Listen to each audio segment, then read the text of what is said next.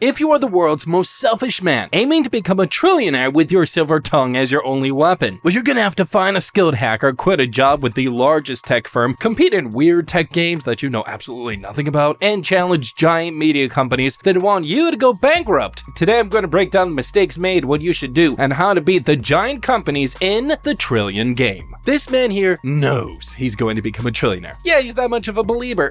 Moving on. Haru here is not your average everyday Joe. He's a demon with words, a real sight to look at, and interestingly, a really strong young man. One day he finds his classmate Gaku. After Gaku buys his laptop, he makes the biggest mistake any rookie can make. He walks out of the shop with the laptop in his hand. Unbelievable. Not paying attention who's around. So as you'd expect, these guys chase after him and try to mug him. Luckily, Haru is nearby, and he steps in and stops the guys from harassing his dear old classmate. And when they refuse, he beats them into a bloody pulp. Haha, yes. Then he grabs Gaku by his hand and runs away with him. But as they run, Haru realizes that his life in school is over. While he was beating up the hoodlums, this truck driver decided to be a little piece of shit and move his truck. So Haru got spotted by one of the security cameras. Shockingly, his school doesn't allow fighting. Surprise there, so Haru is going to be expelled. Well, at least that's what he thinks. Gaku, on the other hand, decides that although Haru fought 3 dudes to save him, it's none of his beeswax because Haru is a dangerous person. Ooh. So he does what any sensible person would do. He bails on Haru to his fate and walks away with his computer.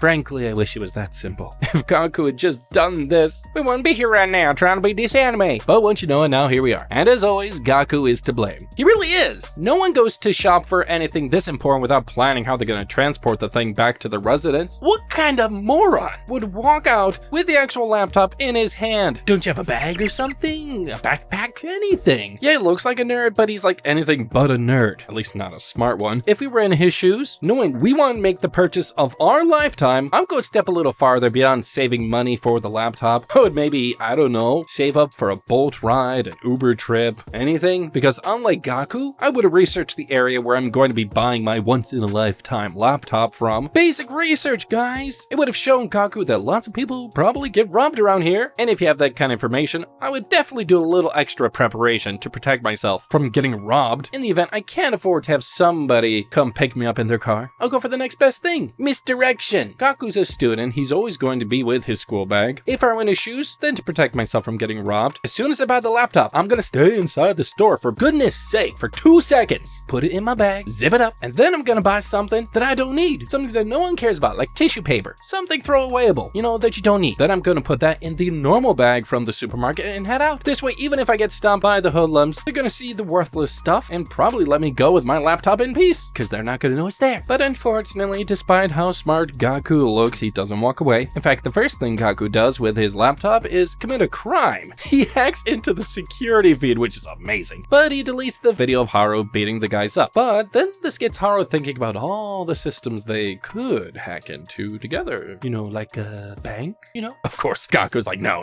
So they go their separate ways. But like you'd expect, that wasn't the end of their meetings. Haru and Gaku start applying for jobs. But while Haru lands almost every interview, Gaku passes all the stages until he gets to the interviews. After so many rejection replies, Gaku starts considering giving up on getting a job, but not before they hear back from the one company they both applied to, Dragon Bank. Remember that name, it's gonna be important. Dragon Bank is like the Yakuza of IT firms, and it is managed by this beautiful lady named Kirihime, the daughter of the firm owner. See where this is going. Kirihime strolls casually by in a board meeting for the interview of new applicants. Once the interviews start, the applicants start heading in. But when it gets to Gaku's turn, he's so dang fidgety that he even falls over with his chair. Of course, most of the board thinks that he kind of flunked this one, but Kirihime thinks he might be just good at his job. She doesn't know how right she's about to be. Anyway, you can imagine how much bad luck Gaku has because Haru goes in immediately after him, while all the other board members are blown away by Haru's stories. Kirihime sees right through him. Despite only being 20 years old, she's the only one who figures out that everything Haru has said is a lie. Big fat lie. Despite this, she does find him intriguing, but when she decides to test him by asking him a question in French or Chinese, Haru attempts to answer the question by also responding what was probably Chinese or French. The problem is, with how much Haru lies, we can't tell if he answered correctly because he immediately makes a joke to all the other board members to distract them from his answer. But Kirihime's face turns serious, and now we all have to wait to know exactly what Haru said. Anyways, as you'd expect, Gaku gets rejected because he's lame and decides to start working as a part-time site worker. Haru, on the other hand, nails it. Immediately immediately gets accepted. But while Gaku is cleaning the windows from a very high building at his new part-time job, Haru shows up right behind him and announces that he quit his job with the biggest IT firm in the country barely 2 minutes into the orientation. But that's not all. He uses spray paint to write his declaration of intent on Dragon Bank's walls. He plans to build his own company, and that's not all. We finally learn what Haru said to Kirihime in the interview hall. He said that he would make her his own. Whoa, the cojones on this essay, right? That's exactly the kind of guy Haru is, because he goes on to write on Dragon Bank that he will take over their company and make it his own. Why? Because he's the world's most greedy, selfish little prick of a man. How is he gonna do it? Because Haru was ready to play the world as his trillion game. Now we see Gaku is the one telling the story. Gaku starts the story by telling us how he got the one old piece of furniture that he refused to throw away, his rolling chair. Turns out Haru is really bad at financial decisions. So all the money Haru and Gaku saved up, Haru spent it on buying a chair that would be comfortable for Gaku as the brains of their company. Emotional? Yes. Sensible?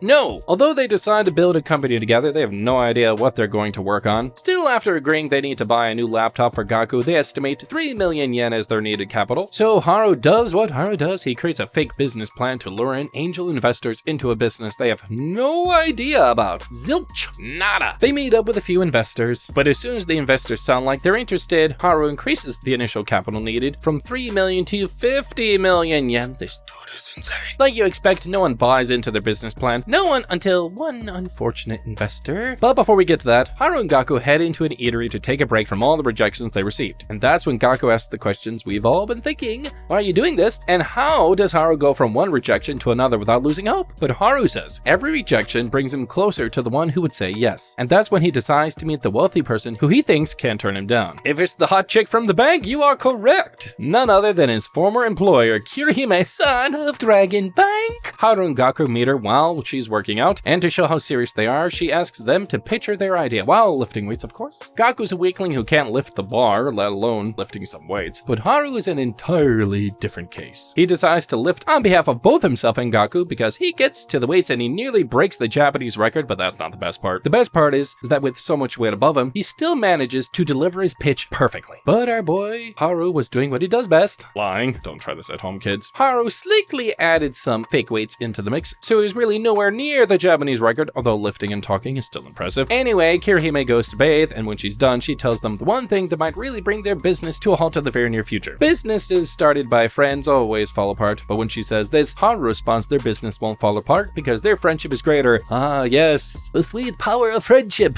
How adorable. Kirihime is surprised by Haru's unorthodox answer, and so she decides to become their unfortunate investor. What a sap! The best part is, she invests more than they need, 100 million yen. But as you expect, nothing is free. But before we get to the catch, Gaku spends his time thinking of the number of systems and techie stuff he can buy with all the money, but then he realizes that he's thinking too small. Haru, on the other hand, shows why he's the brains of the operation, because he's thinking about investing into getting office space and advertisements. Kirihime thinks his idea makes sense, but when her personal bodyguard, who we'll call Guard-kun, asks her if she really plans to invest in them, she says if they agree for only 100 million yen, it would be a real catch for her. But when they ask her for the condition on which she would invest in them, they realize they're about to make a deal with the devil. She asks them for a 51% share of the shareholder stake in their company, which would basically mean she would be the owner of the company and they would be working under her. She admits that is because she really wants them to work for her, but before they can give an answer, one of her guards brings them a list of the most potential investors they already spoke to before coming to her. She plays her cards right and informs them that she knows she is their last hope, but instead of signing, Haru enthusiastically tells her they would have their lawyer look at the agreement first.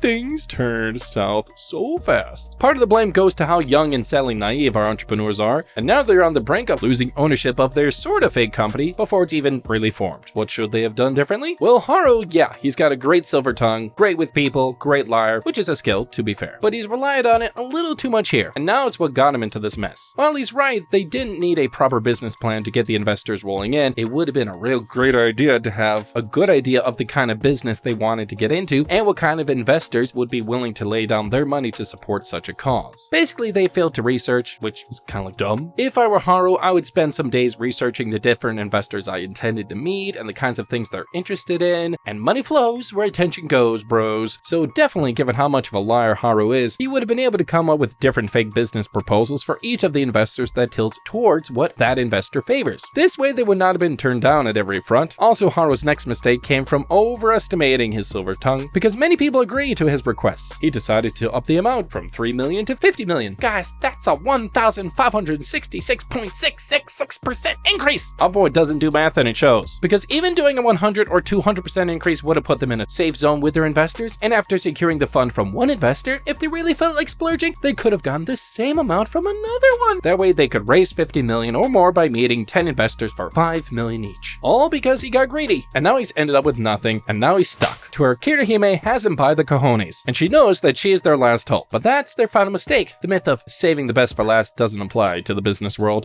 He doesn't care because he's the Loki of this universe with that silver tongue, never running out of tricks. Instead of going home in a panic, like a normal human would, he goes to the bar and celebrates, almost like signing a deal with Kirihime. He gathers a bunch of weird people, and even Gaku gets a little like creeped out by how he's linking up with so many strangers. When Gaku asks if they would accept Kirihime's offer, Haru adamantly says no. But what Gaku doesn't realize is that Haru's already working on the solution to their investment problem. While discussing with their strange friends, they learn about a tech competition organized by Dragon Bank. Immediately, Haru realizes this is their chance at a lifetime, and it's shown right up to their door. He registers them in the competition under a weird name that tricks people into believing Kirihime-san has actually invested in them. Haru uses Kirihime's promise as bait to invite other investors to invest in them.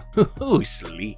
Kirihime realizes that she's been played, but she's a very, very savvy business chick, and actually makes her feel even better about Haru and his nuts of steel. Gerd-kun and Gaku share a similar thought for the first time. It is impossible for only one engineer to win the tech competition. But Haru gets into Gaku's head by leaving the AC on and giving him all the food he needs. Ha! Nice. Works on guys every time. With that, Gaku decides to get into the work mode and take the competition seriously. But what he doesn't realize is that although Haru is away, Haru is working hard to see them succeed. And we're soon gonna find out how. So the competition starts, and Gaku is at an immediate disadvantage. It is very obvious. Because while he's a one-man squad, tech teams from all over the world are working in groups to defeat the challenge and emerge on top. And just when Gaku is about to give up, because of how far away he is from the top teams on the scoreboard, Haru returns. And he didn't come alone. He came with the cavalry.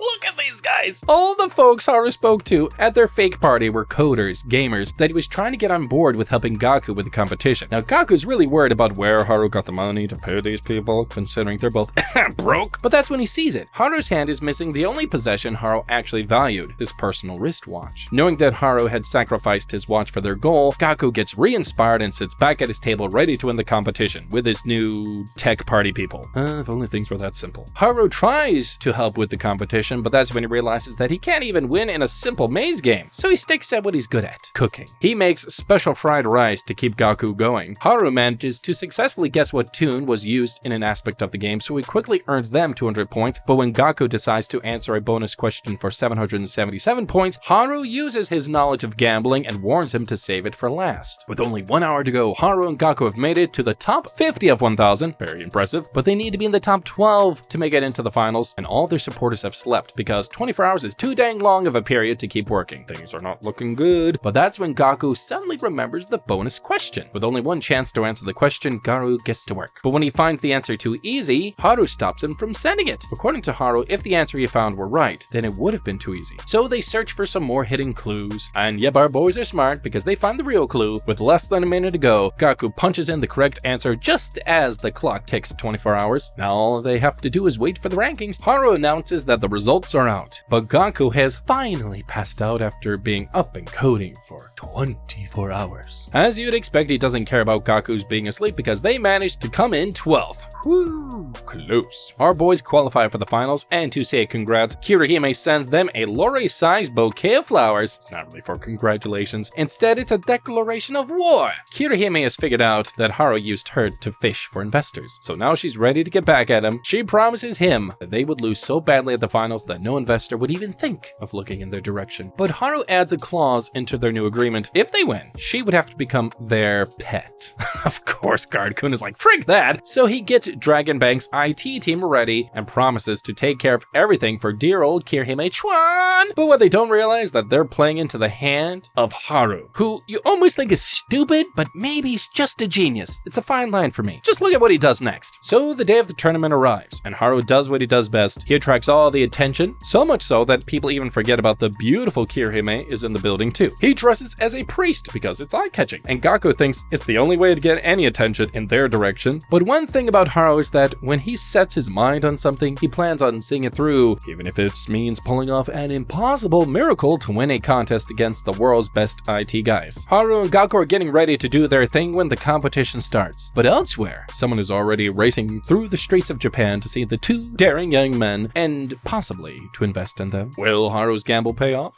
We'll see. When the competition time starts, instructors announce the rules. Gaku immediately notices how out of place his team looks, mostly because his team is just himself, Haru, and while other teams have a minimum of 4, great. But you can trust Haru to make things even more awkward. The announcer read out some rules, which you probably should pay attention to because they were gonna come in handy later. After all the rules, Gaku puts on his geek bands, and just when he's about to log into Dragon Bank's Wi-Fi, Haru tells him to just wait a minute before logging in. As soon as the investors start the competition, Haru charges to the front like a crazy priest and starts mumbling out words of prayer for blessings from unknown gods. The mad genius of this guy. Oh. Anyway, I guess his prayers are answered because suddenly all the other competitors realize their network is really slow.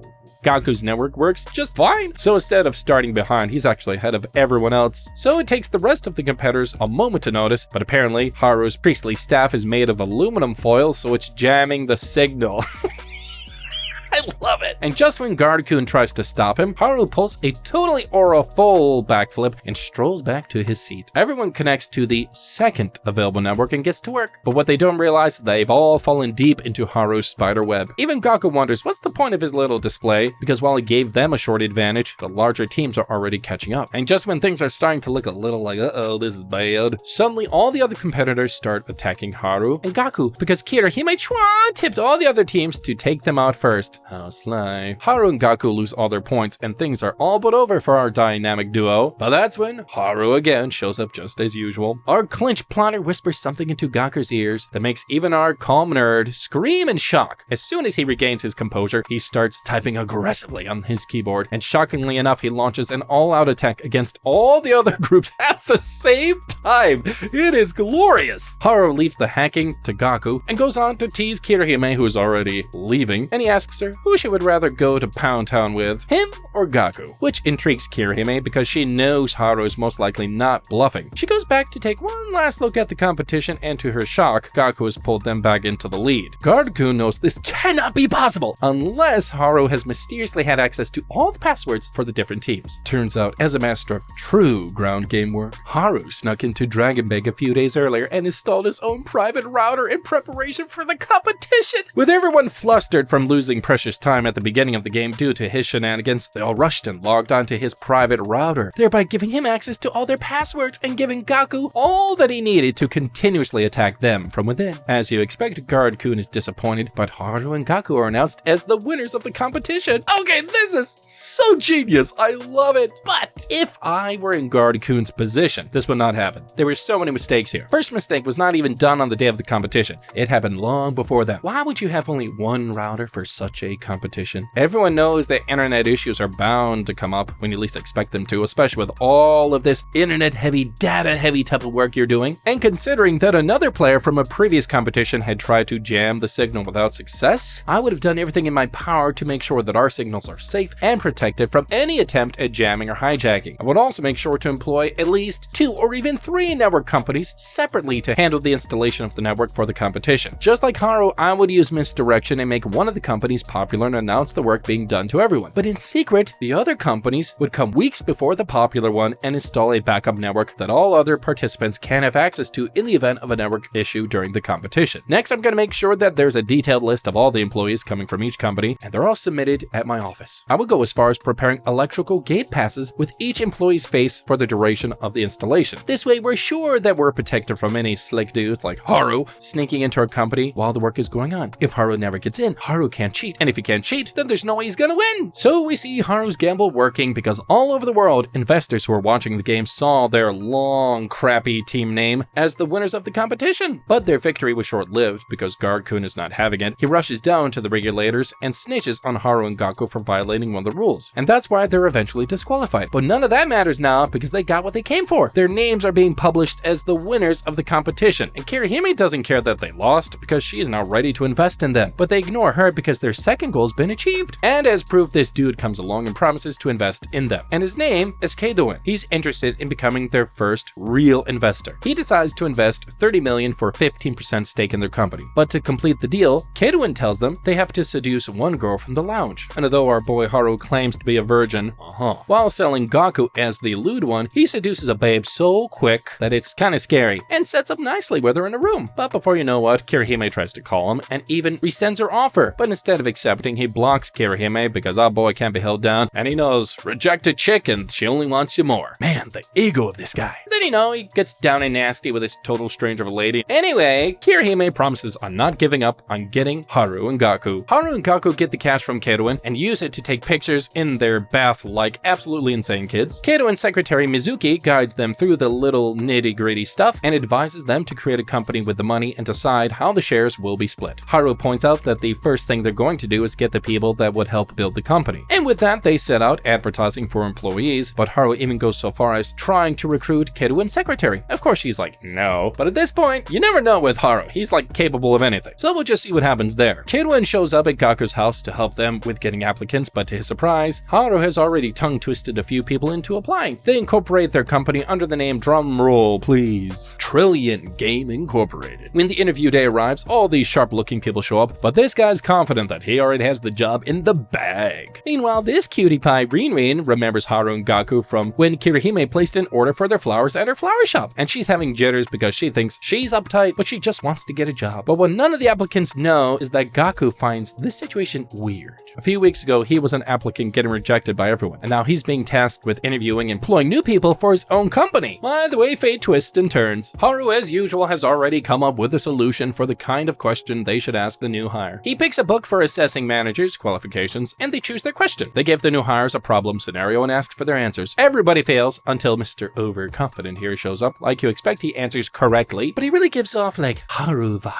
It doesn't take long for Keidoin-san to figure out that the dude has probably heard the question before. He goes on to pressure them with his answers to the rest of the questions. But when he's done, Gaku feels like he's a little too intense. Rinrin steps in, but when she gets asked the question, she puts her job on the line by sticking to her integrity. She admits that she's heard the question before and asks that for the sake of fairness to the other applicants, she should be given a different scenario. Now this, honestly, leaves an impression on Haru and Gaku. In the end, Rinrin ends up cursing herself for being so straightforward, and luckily Haru asks Gaku to follow his heart instead of who answered correctly. And because Rinrin struck the right chords with our boy, she gets mailed that she's been hired. But when Rinrin shows up at their real office, it's just Gaku's room. It's a little underwhelming, and she has no idea what she's in for. And Gaku finds that sitting alone in his room is a little weird, so he takes her to a restaurant. But when she asks for her job description, she realizes how much of a mess she's gotten herself into, because Haru shows up just in time to announce as casual as he can that they have no idea what their company is going to be doing. He does this while presenting her his new business card, and turns out he just single-handedly made her the CEO and president of their little startup. No pressure. But after her initial shock and, well, social suicide considering how many people she already told about her new job, Rinrin proves that she was the right hire. After being rejected by so many companies, she's got enough intel about various niches and potential areas for a new startup company. And they hold their business planning meeting at Rinrin's school, and she shows them all the data from her years of job applications. And they decide to sell Gaku's skill by building an AI-assisted shop for online shoppers. But one thing their customers wouldn't know is that the AI is going to be fake. Yep. Nope. Haru strikes again, and this is the decision that's going to change everything going forward. After their decision, Gaku spends his days working on the website for the new company, and Gaku explains how it's meant to work if it were AI driven. But in truth, Haru, Gaku, and Rinrin would be making the recommendations in real time to the customers. Haru stylishly forces the mantle of their fake AI avatar on poor Rinrin-chan, and she turns out to be really good at it. Even when Haru teases her by pretending to be a customer and placing an order on their site without her knowing. After a full day's work, the trio realize a problem. People don't trust AI to choose for them, so they decide to do what every good business person would. They decide to narrow down what they should do by making use of something called minimal viable product. As usual, this is all Haru's plan. When someone sends Rinrin's AI avatar some flowers, they get the generous idea to niche down to flowers. With the new niche settled, they decide to add some social proof by getting popular folks to make use of their AI flower ordering service. But to do this, Haru has to take on a new daunting task, becoming an otaku. Yes, the question on everyone's mind becomes, will Haru succeed in his new deception? Probably. Being Haru, you already know the answer to this one. He infiltrates so freaking well that you wonder where he's been all along. He sticks himself like a sour paste to an unsuspecting dude and stylishly coerces the dude into ordering a flower through the AI service. Then he goes to social media with a fake account and asks the dude where he got the flowers. As soon as our unsuspecting dude answers, everyone starts placing orders through their platform. With no real stress, they start raking in good money from the site. But that's when Gaku notices a new problem. Rinrin's getting tired because of the number of orders she has to combine with her schoolwork. As soon as Haru hears that Rinrin's getting a little tired, he's like, okay, time to jump ship, folks, let's sell this thing. He's already found their potential buyer, a flower shop that conveniently wants to update their online presence. Anyway, Haru and Gaku head down to the flower shop called Mitsuono, and Haru immediately starts to work his magic, but even Gaku can tell that the president of the shop isn't sold, and that's when she suddenly decides to test the AI by herself. Fortunately, Rinrin was on the other end of the program, but when the president saw the curation by the AI, Our Lady started suspecting that it was a human behind the scenes. Why? Because Rinrin is a little too good. She finds it intriguing, so she tells them their goal is to take down the largest flower vendors in Japan with her shop. After that, she offers them a challenge, and get this, the challenge would determine if she would do business with them. And what's the challenge? Madam President tells them to earn 20 million in sales in just 1 month. Rinrin tells them that getting 20 million in just 1 month would require breaking into a very dangerous part of Japan. But Haru's not one to be stopped by mere potentially life-threatening challenges, so our boys decide to break into the underworld of Japan to sell flowers. But to do this, they have to start as hosts at the famous club called Shinjuku Kabuchiko. As you'd expect, Haru fits in perfectly and starts pitching the AI software to the guys in the club, and poor Gaku on the other hand has a hard time fitting in because he's only ever spoken to 2 ladies, his mom and Rinrin-chan, so he starts by learning the basic rules of etiquette. But when Gaku gets stuck as the assistant to Goldilocks over here, he messes up and gets a beating from Goldilocks. But what Goldilocks doesn't know is that Gaku has a trusty guardian angel. As if on cue, Haru lays the foundation for their AI by getting ranked as the best host, together with Goldilocks. But when Gaku realizes that the girls at the club like sending flowers to their favorite hosts, a new idea starts sticking in his head. Things get even better when Gaku finds out that some of the ladies at the club have multiple birthdays, and they send themselves flowers on every birthday. Armed with this information, Gaku tweaks their Yorinuki app to accommodate the desires of their new potential clients. As soon as he does, Haru takes the marketing to the next stage by recommending it to all the girls he attends to in the club. You can probably tell what happens next. Everybody in the club starts using the app, but then Gaku gets in trouble because he mistakenly helps one of Goldilocks' clients navigate the site. Great. This makes Goldilocks angry because he feels Gaku is trying to steal one of his clients. Goldilocks takes Gaku outside and gives him a thorough beatdown, but Gaku has to be one of the luckiest people in the universe because just when he's about to get a real serious beating, Haru mysteriously opens the back door. And when he sees his business partner getting a butt whooping, he reminds us why he's friends with Gaku in the first place. He gives Goldilocks such a beating that his face gets a new face. After that, Haru and Gaku put on their A game and remodel their site to steal more clients. The end of the month is drawing closer. Now we all have to wonder, will they hit their target? So to give themselves a competitive advantage, they decide to give their potential clients a reason to betray their former florists and use their AI. Haru comes up with this genius idea to make 3D models of the flowers and what different decors would look like with it. To get this done, Haru fakes to be a man prepping for his wedding and snaps pictures of numerous flowers from different positions. And with this, Gaku gets to work creating. With Rinrin's help, he adds a few extras just to show he's a really good nerd. And with that, everybody starts loving their AI. And as you'd expect, with so many people loving on their app, they easily hit the 20 million mark set by Madam President. Haru, Gaku, and Rinrin head off to Madam President's flower shop to hand over their AI to her. But as soon as they arrive, Haru does a weird thing. He tells Madam President they've been using a fake AI.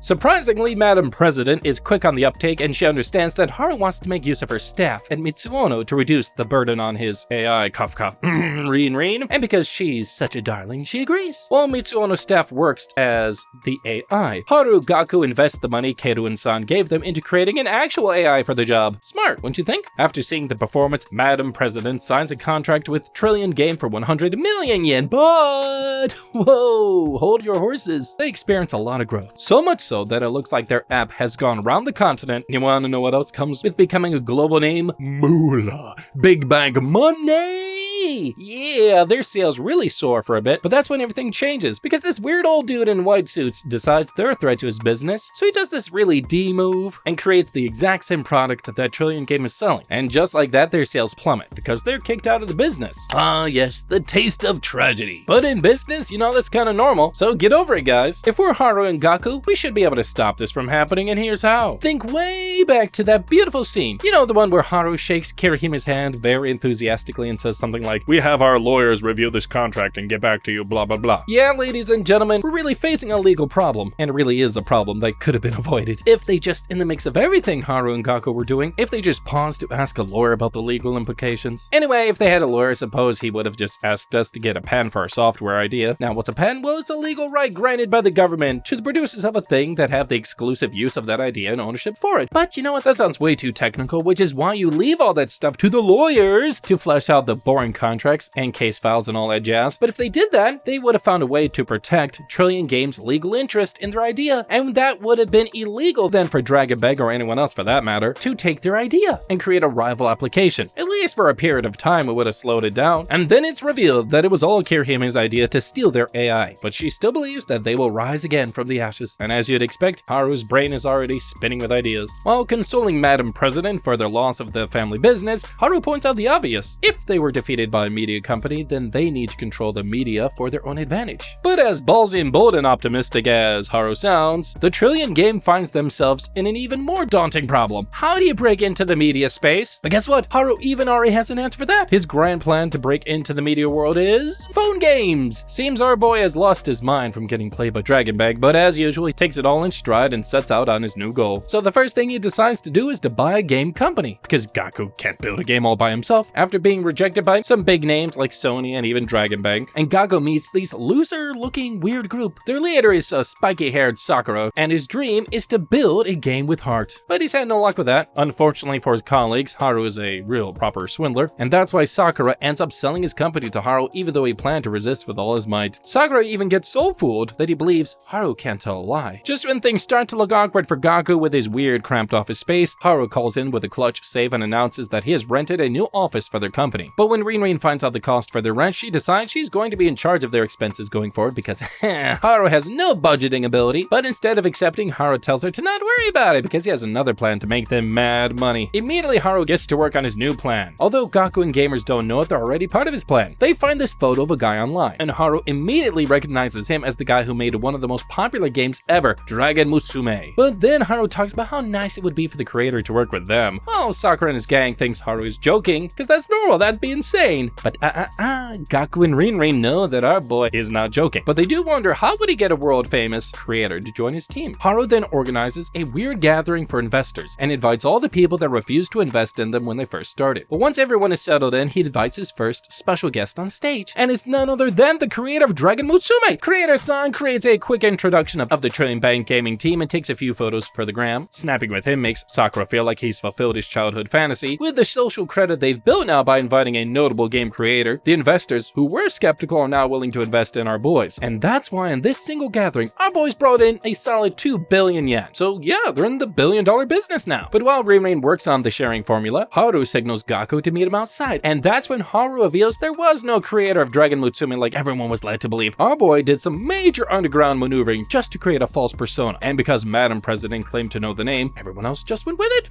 Oh, that's dirty. Poor Gaku gets scared that all the investors would up and leave leave once they realize they've been played by Haru and Gaku. But Haru's like, nah, I got a plan for that too. He claims that if anyone ever found out, Gaku would simply say that the Trillion game was also fooled by the fake ghost persona. So yeah, Haru's actually like a villain. Stay away from this guy. When the noise dies down, Haru calls a meeting and shows them his glorious blueprint for their future. It's really just a bunch of terrible drawings. And after that, he tells everyone to sit down while he goes out to figure out how to advertise for their new game. But this is going to be the move that will eventually lead Gaku and Haru to break up. Haru tracks down the greatest advertiser he knows, and it turns out to be none other than Keiruin-san, but Keiruin is not pleased that Haru knew so much about his past. However, like all anime characters, he decided that since a lot about him was already known, there was no need to keep anything secret. So Keiruin decides to tell how he got screwed for taking a chance on a poor kid. And it all started when Keiruin stopped this lewd producer from having his way with a young lady. And after that, Keiruin got a country bumpkin and decided that he would make the boy a star, simply because the boy's grandmother wanted to see the boy on TV before she died. The boy's name was Himuro, but Himuro wasn't used to the spotlight and trouble was already brewing. A guy from Dragon Bank showed up and promised to add Himuro to a commercial, but Himuro messed things up when he mistakenly hit a lady and drove away from the scene, which is bad. And while many people were videoing the whole thing with their phones. And Keiruin's manager, this flashy dude here, tells Himuro that his career is now over and he's going to prison. And that's when Keiruin decides to show us his really cool side. He gets a barber clipper and shaves his hair till he looks exactly like Himuro. And then he turns himself into the police and even went to prison for Himuro. That's wow. But guess what? Kirihime shows up, and she's a real cold-hearted B-word who doesn't care about how nice Keiruin-san has been to a youngster. She tells the flashy dude to fire Keiruin because Dragon Bank cannot be affiliated with an ex-con, whether it was for someone else's sake or not. When Himuro thinks that Keiruin would expose the truth if they do that, the manager points out that Keiruin is too old-fashioned to actually take the truth to the cops. He's too much of a goody two-shoes. And after getting back from prison, Keiruin's life took a downward turn because no one wanted to hire an ex-con. His wife even divorced him, all because he decided to take a chance on a stupid Himuro. Dang, I really feel bad for this guy, but he's still kind of dumb because he lost his life for trying to be a nice guy. First off, there's a lot of ways this extreme situation could have been avoided. One of them is if Keiruin promptly took Himuro to find the lady in question and apologized to her. Call me old-fashioned, but a simple apology could have kept Keiruin and Himuro out of prison. The lady who was hit looked like a really chill person, and I'm certain she only got the cops involved because the driver fled, just saying. With that as the case, all our boy needed to do was track her down, which is something Keiruin can handle with ease, apologize to her, offer to pay for whatever damages she wants, and you move on with your day. But no, he didn't do that. He could even butter some flowers and allow a beautiful friendship to maybe unlikely form. But if he pulls it off without a proper complaint, there would be no need to go to court with the case. And even if the case was presented as a criminal case, it would be easier to make the claim a first-time offender to tamper the justice of the courts with mercy. So instead of going to prison and becoming an ex-con, our boy Himuro could have ended up with something mild, like 3 weeks of community service, something easy. And that's not all. His second mistake was thinking through tunnel vision. He assumed there was only two options. Himuro goes to prison, or he takes the fall and goes to prison on Himuro's behalf. Wrong. How about he just get someone else to take the fall? Duh. Keiruin is praised for his natural eye for talent. That's how he spotted Himuro in the first place. And in the same way, he could have used his great eye for talent to get another talented actor without a really good life. You know, someone nobody would miss. After all, Keiruin himself doesn't really look like Himuro, so it's not like the cops had a lot to go on when they arrested him. And when the new person in play, he'd work out a payment arrangement for the dude when he gets back from prison and allow the guy to take the fall for both of them while they go on with their advertising business, and nobody has to get hurt or left behind. And when he gets back, he gets his money, life goes on easy peasy. After listening to his story, Haru pitches to Keiruin to join him and help him get back at Dragon Bank. They storm into Keiruin's former agency, beat up a couple of guards for the fun of it, and stroll into the manager's room. As casual as always, Haru asks the former manager, now president, to sell all his management rights to the company to Keiruin. As you would expect, he says no, but he doesn't know he can't say no to Haru. And then we see Keiruin using his taking the fall as bait against the president, because he threatens to expose them. But Himuro shows up just then and starts thanking Keiruin for taking the fall for him, and President Kun thinks that this would make Keiruin falter. But Keiruin gets into a fight with Himuro instead. Himuro picks up on what Keiruin is really trying to do really quickly, so he feigns anger and storms off. And now poor President finds himself at a crossroads. And that's when President Kun digs his own grave by calling all the majority shareholders in the company and telling them to beware of any funny-looking guys trying to tell them any bad things about the company. Of course, this is all going according to Haru's plan. Haru uses this information to rope all the majority shareholders into selling their shares to him, because if they don't, they would commit the crime of insider trading and go to prison.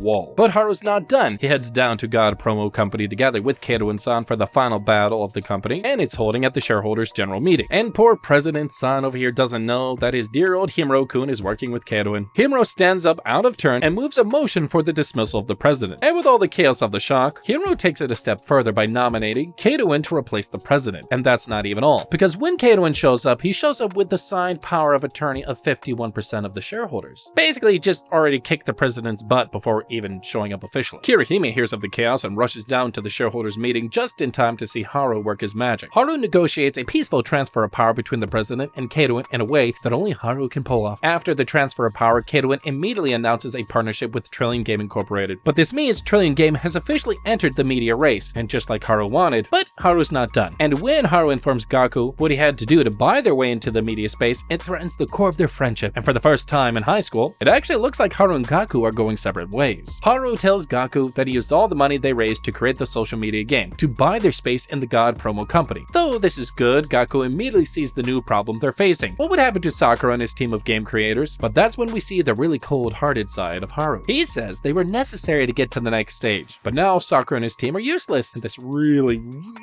pisses Gaku off. So he decides to take matters into his own hands for the first time. He decides that Haru is wrong, and he's going to do something about it. And if you want to find out what happens next, look out for our next Trillion Game How to Beat. Until next time, you may want to learn how to survive in a disguise. Be sure to take a look at Go Go Loser Ranger. There's a lot of lessons for you there.